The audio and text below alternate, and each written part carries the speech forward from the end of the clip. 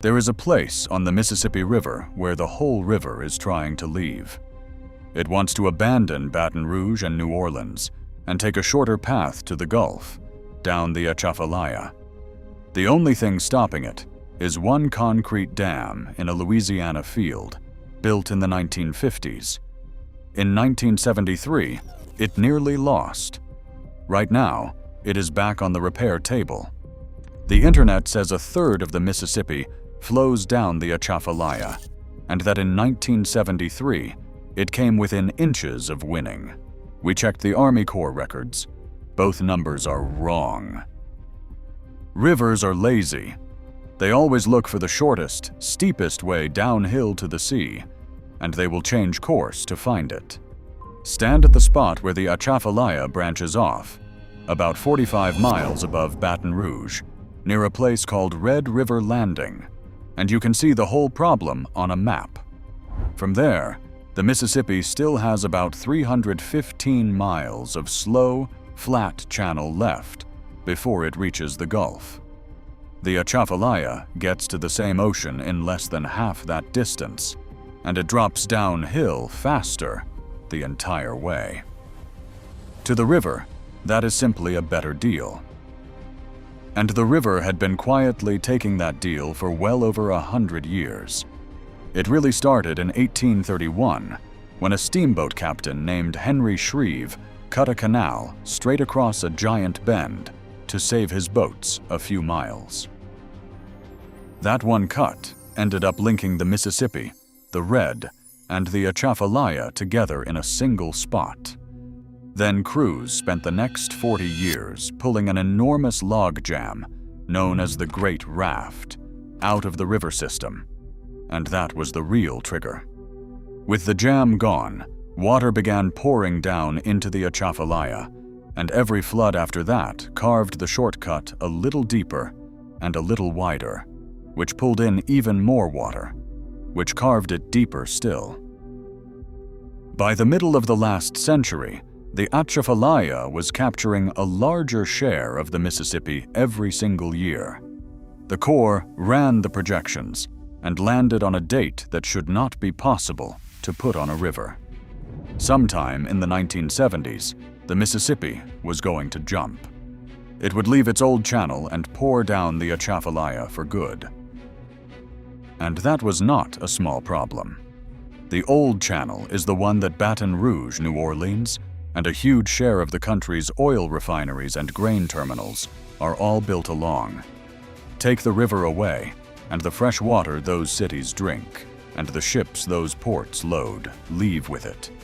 This is one of the busiest shipping corridors on the planet, carrying a large share of America's grain exports and the crude oil that feeds its Gulf refineries, all of it depending on the river staying exactly where it is. Salt water from the Gulf pushes up the abandoned channel, so the drinking water for 1 million people turns brackish.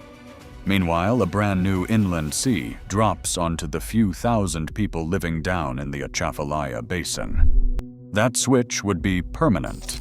It would redraw the map of Louisiana for good. So in the 1950s, the Army Corps of Engineers built the thing that was supposed to make sure it never happened. They called it the Old River Control Structure, and the first piece went into service in 1959. The part doing most of the work is a concrete dam called the Low Sill.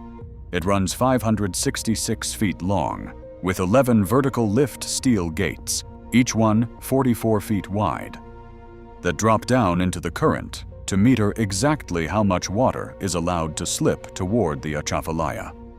The whole structure stands on 1,920 steel piles, 14 inches across, hammered down into the riverbed. A few hundred go straight down. The rest are driven at an angle, leaning into the flow, because the engineers already knew the river would spend the rest of its life trying to shove this dam out of the way. Running it is a daily job. As the Mississippi rises and falls through the year, someone at the structure is constantly deciding how far to open those gates, letting through enough to hold the ration, but never enough to let the Atchafalaya get greedy. It is a machine that has to be actively driven every day, or the river starts winning again. For 10 years, it worked. Then came the spring of 1973. The flood of 1973 was one of the worst the lower Mississippi had seen in decades, and it went straight at the Low Sill. The water came through with enough force to start scooping out the riverbed underneath the concrete, which is the one place the entire design could not afford to lose. On April 14th, a 67-foot wall along the south side of the intake channel collapsed into the river. Divers who went down afterward mapped a hole under the structure the size of a football field and more than 50 feet deep. By the account of the historian James Barnett, it had eaten its way to within 150 feet of a second hole just as large. While the flood was still coming down, crews did the only thing they could. They loaded barges with rock and rubble and dumped everything they had into the scour, trying to fill it faster than the current could dig it, working blind against water they could not see the bottom of. If those two holes had joined, the river would have gotten under the whole dam and carried it off. The structure held. But it never fully recovered.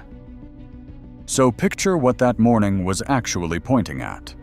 If the Low Sill had gone, there was nothing else in 1973 standing behind it. The full weight of the Mississippi would have found the shortcut in a matter of hours, and every flood season after that would have widened the new path instead of the old one. Ships would have been left sitting in a dead channel at New Orleans with no river under them, and it would not have been reversible.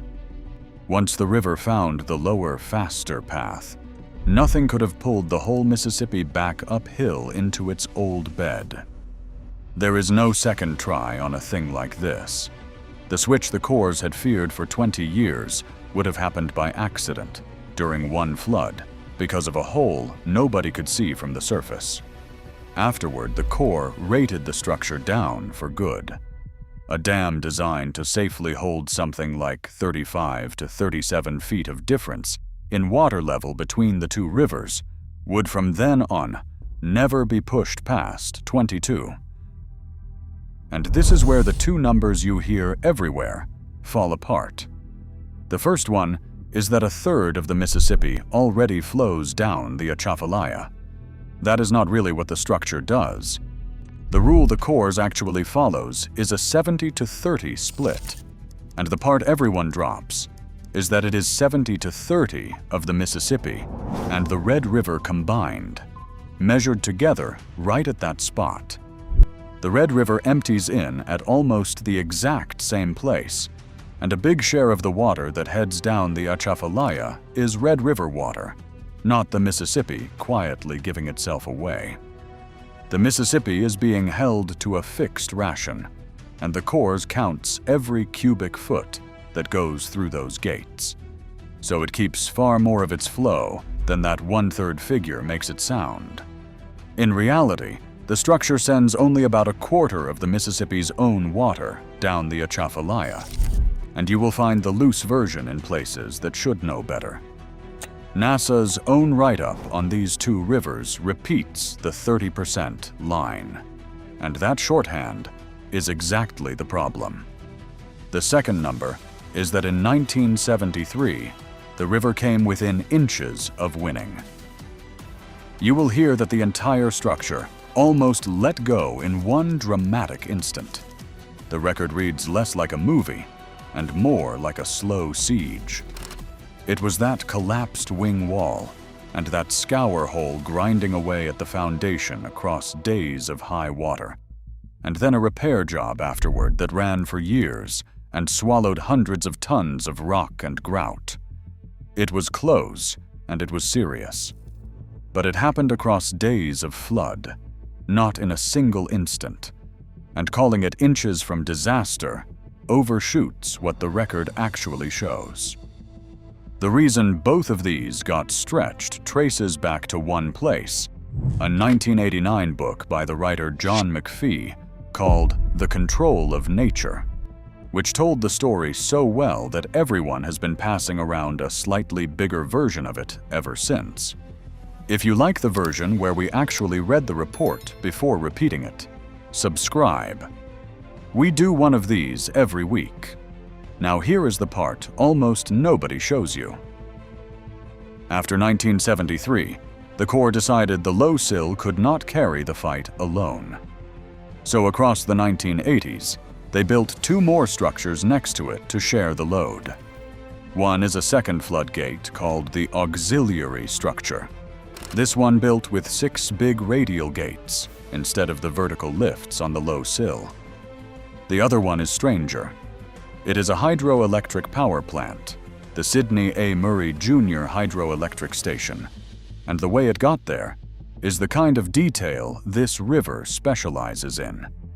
The entire powerhouse was built somewhere else, downriver at a shipyard near New Orleans, floated 208 miles up the Mississippi as one gigantic piece, and lowered into place beside the control structure. Building it whole at the shipyard and floating it up was faster and cheaper than pouring that much concrete out in the middle of a live river, so they built a power plant like a ship and sailed it to the job. Its 8 turbines now spin on the exact water the Low Sill used to bleed off and throw away, turning the river's escape attempt into about 192 megawatts of electricity. But go back to those scour holes from 1973, the ones the divers found chewed out under the Low Sill. Here is the part that still gets people. They are still down there. The river never filled them back in.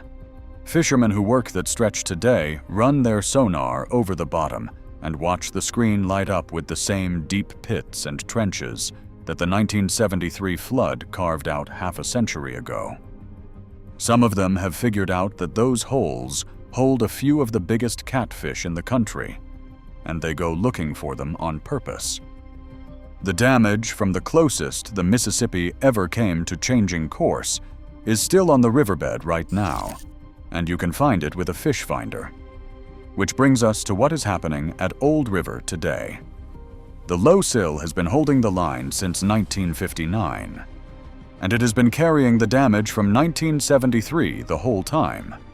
So in 2023, the Corps put out a contract worth about $34 million to wall the structure off with a temporary steel dam and pump it dry. In late 2024, for the first time since 1987, they drained the water away from the foundation and walked down onto the bare concrete to inspect and repair the thing by hand. They were looking at the same things that nearly beat them in 1973. The scour under the foundation, the condition of those angled steel piles, and the aging concrete that has been fighting the current without a break for over 60 years. So the single structure standing between the Mississippi and the path it has been trying to take for 70 years is at this moment being propped up, drained, and patched. The river is not finished trying to leave, and the people whose job is to stop it are down in the hole, working on the wall. If you want the other side of this, the Corps once shut off Niagara Falls the same way, and what they found when they drilled into the cliff was not what anyone expected.